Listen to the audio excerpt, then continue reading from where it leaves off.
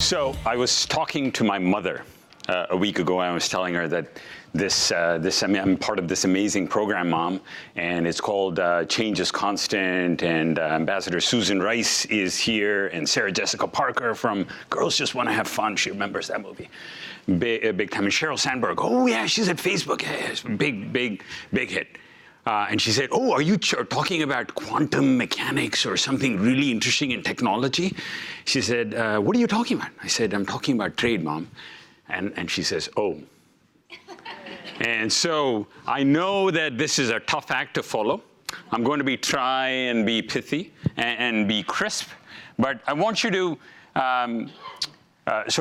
devote 15 minutes with me on this issue, as I speak through some of the stuff that we talked to David Dwyer, Bloomberg Intelligence, spoke through earlier, and the issue of the trade drama, and particularly as it affects technology. And by the way, the slides are all available on the app, so we'll make that easy for you. It's downloadable as well. So we have spent a lot of time on this. Bloomberg Intelligence has 300 analysts, and with the TMT, the Tech Media Telecom Group alone, has 40. So this is the collective effort on part of a large number of people. And we've grouped this drama, as I would call it, into three very specific phases. What happens here and now, what happens in the intermediate term amid a pivot, and what are the long-term consequences. Really quickly, the near-term implication is that it has both wide and far-reaching effects. And I've spent quite a bit of time in China visiting across the tech supply chain landscape, and the phrase that keeps coming up again and again and again is unintended consequences. Unintended consequences and uncertainty over and over and over again. So I put that in the near-term bucket. And in the intermediate term, companies have already started to react as a result of the tariff rates increases, and they've started to reposition their global supply chains, moving away from China, but that also has consequences, and in some cases unintended consequences, and I'll go into some details there. It amplifies the China weakness, which is perhaps arguably part of the intended effect by the administration. And in the long term, again, unintended consequences. Some of the shifts are far less dramatic than you think. In the long term, we're also seeing parallel development tracks. We've seen this movie before in technology: VHS, Betamax, 3G, 4G. We've seen this cycle over and over again, and it has significant economic impact. It doesn't bring us together from a technology development cycle. It actually separates us.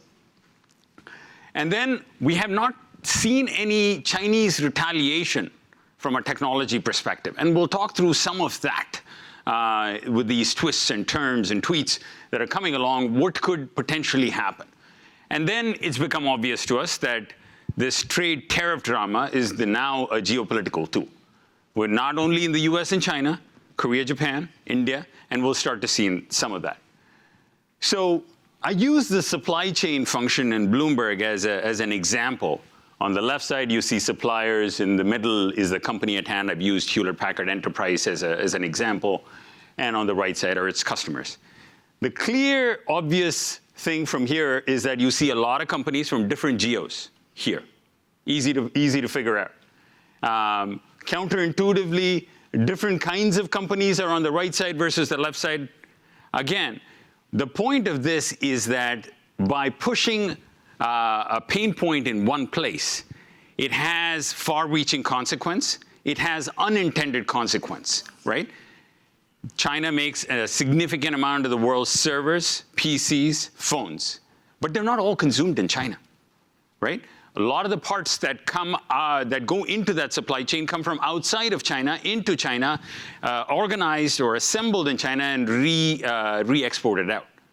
So how do you account for what is consumed there versus what is made there versus what is potentially re-exported back to us, right? So again, unintended consequence. As a result of that, we're starting to see the phrase uncertainty come up over and over and over again, and it's already started to have impact.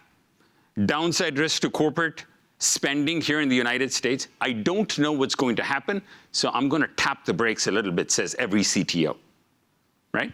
And what's that collectively going to do? It's going to pinch server buying, it's going to pinch phone buying, it's going to pinch PC buying. And we're already starting to see some of the effect of this, which is servers and storage have already weakened.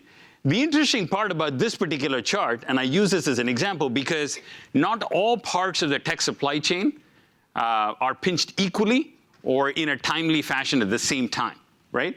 Servers and storage and semiconductors get pinched first. Software and services come later. But eventually, everything gets pinched. And this affects us. So this is the point about unintended consequence. We're starting to see servers and storage, HPE, Dell, Lenovo, all seeing server sales decline year on year. This is the second chart is interesting, and all you can see is the negative numbers, and that is revenue growth expectations for this year for some of the biggest semiconductor companies from the beginning of the year to now. And the negative signs indicate that the Wall Street doesn't think that they're going to grow as fast as they thought they would do before, right? And this is now, let's move into the intermediate term. What happens now? The yellow dots indicate manufacturing. You can see a lot of concentration. This is the largest assemblers of electronics goods, from Hon Hai to Wistron to Compal. You don't know these names, perhaps. They don't roll off your tongue. But HP, Apple, Dell, all make their products through them, right? So moving manufacturing from the heaviest concentration of yellow dots is not an overnight affair. I've talked to several of these assembly sites, executives. If you want to relocate kit and caboodle, a site as is in China, to a nearby location, let's say Taiwan, kit and caboodle takes 2 to 3 quarters, and then you have to ramp up production there. And that slowly ramps up. That's assuming you move everything, you move people more importantly. And if you want to develop a new site altogether in a different location, we're talking to 3 to 5 years, right? Again, let's talk through where stuff is made. You can see the concentration. We have gone to put all of our eggs in the China manufacturing basket. As a result of the past 2 decades, that basket has gotten really, really efficient, right? From a manufacturing standpoint, from a logistics standpoint, from an economic standpoint. What happens when we start to move stuff out, right? And you have impact on quality control because the site's just not as developed. You have local procurement difficulties. Getting product at scale for making a phone or a PC or any other electronic good is difficult. And the volatility of local currencies mucks with your economics, right? Simple things. How long does my product sit at the customs port on entry or exit, right? How long do my components sit at the customs port on entry or exit? Again, you can see these are all relatively advanced in electronics manufacturing.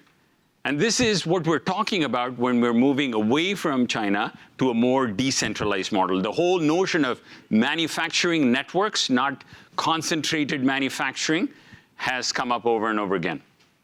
And before we can say robots, you can see that this is one of the most advanced manufacturers. They make most of the iPhones. They have 1 million employees. They have 80,000 robots. You can't substitute one for the other. The economics doesn't work. So we are having some intended effect, right? They were already hurting to begin with. This is China's GDP growth, and this will amplify. This is way more than Huawei, which is the company, the technology company in the middle of the storm here. And this is way more than them, and they consume 20% of Apple's products. So that hurts us, right? So we're hearing more about diversification. It's going to take time, but some of the economic data points are here. You can see that hourly rates of the United States and Hong Kong are very high compared to some of the other countries that are being considered for manufacturing site moves. And that's part of the equation. That's part of the equation. The unintended effect of that is that because you push that trade tariff button, doesn't mean all of the manufacturing comes back stateside. In fact, very little of it is coming back stateside. It's going to these other locations. And before you think, oh, this is going to propel an incredible disruption in the manufacturing landscape, it's not. The same companies who were manufacturing the iPhones before are going to manufacture the iPhones now, except they're going to manufacture them in different locations, and perhaps it's going to cost a little bit more, and it's going to take a little bit longer. Right? Why is this important now? Right? You run the risk in the long term of fracturing the development track of the Chinese technology development and the US technology development. I use that VHS Betamax. Perhaps I date myself. But the point is genuine, right? 7 years ago, phones were not operable. Mobile phones were not operable in all different regions, right? But the advancements in chip technology and the advancements in generational telecom carriers made it possible that same chip that is present, that can operate across multiple frequency bands, multiple regions, so that you don't constantly, you're not Batman carrying 5 different devices, right? That was not a fun time for me. So now you run the risk of 5G being different. And that is a serious risk because we all stand to gain from 5G development. And this is just one example, right? 5G development ambitions for China and us, the United States, are global, right? And we want to make it consistent. We want to make those standards consistent all across the planet so that you can use interoperably different sorts of equipment. And you can see that we had a growth track in 4G. China is much more advanced in 5G. You run the risk of hurting them for sure, but that impacts us. Huawei is a particular pinch point. By turning the screws onto them, you run the risk of a slowdown in deployment there, but then you don't get to benefit from a deployment strategy that they have. Why is their deployment strategy so aggressive? Why is it different from ours? What is AT&T, Verizon? How are their deployment strategies different from China Mobile? Right? There's a learning experience here. And we haven't talked about retaliation at all, right? So let's say China retaliates. This is just one way, and I'm giving you a couple of different flavors of examples here. Apple gains about 20% of sales from China. Let's say they pick one company, say, you know what, we're going to ban you in China. That would be an incredible pain point to cause harm to, right? So that's one, just a very focused example. It's very specific. Rare earths are this sprinkle of magic dust, very technical term there, right? That is used widely across electronic components. There's a little bit of it in everything. They're ubiquitous. A bulk of it is made in China, or ored in China, rather. Let's say at the base level, they say anybody with an American brand name gets to pay 5 times more. That's another way in which you could generalize the pain point. Or that old LED thing that's everywhere. That's in everything. They could use that as a pain point, right? So again, most of that it comes out of China. Why is this so important right now? Is that these tariffs are creating an incredible amount of drama in the industry. In the long term, I think it runs the risk of creating some structural damage. And it's clear that tariffs have become a popular bargaining chip, right? Korea, China, Korea, Japan, US, China, and even India. If you want to have my country consume your electronic product, make it here, right? And this is particularly important because it affects the 5G ramp, it affects the Internet of Things ramp, and these are very, very important to us. Again, near term, uncertainty and unintended consequences. Model shift in the intermediate term amplifies China weakness, and then the parallel development track in the long term. Something to chew on.